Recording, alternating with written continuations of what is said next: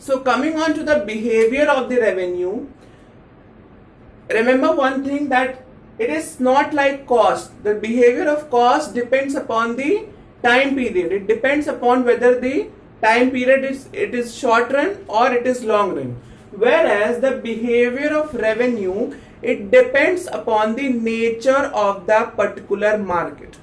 Alright, so you should write it somewhere that the behavior of revenue, it depends upon the nature of the particular market. And generally there are two types of market forms. First is your perfect competition.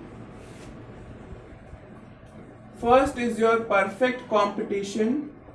Alright, and the second type is your imperfect competition.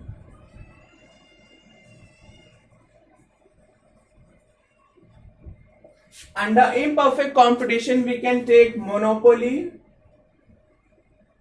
There is no competition in monopoly. We can take monopolistic competition, and we can take oligopoly. All these types of market we will discuss when we will study the next chapter, that is forms of market. But to make you understand the revenue concept, it is important to make you understand the basic concept of perfect competition and imperfect competition. Till now, just remember that in perfect competition, prices cannot be changed.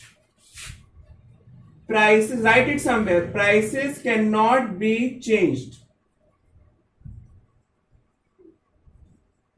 That means the producers cannot even increase or decrease the prices. Neither the prices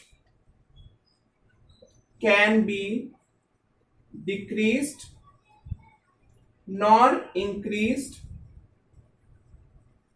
by the producer. Alright, and what happens in the imperfect competition? It is just opposite of what is happening in perfect competition. The prices are reduced in order to sell more output. That means in your perfect competition, the prices remains constant. The prices cannot be changed. All the producers of the market have to follow a particular pricing policy, okay, in which they have to sell their output, whatever output, whether they are selling large output or less output. They have to sell at the particular constant price only. They cannot even increase or decrease the prices.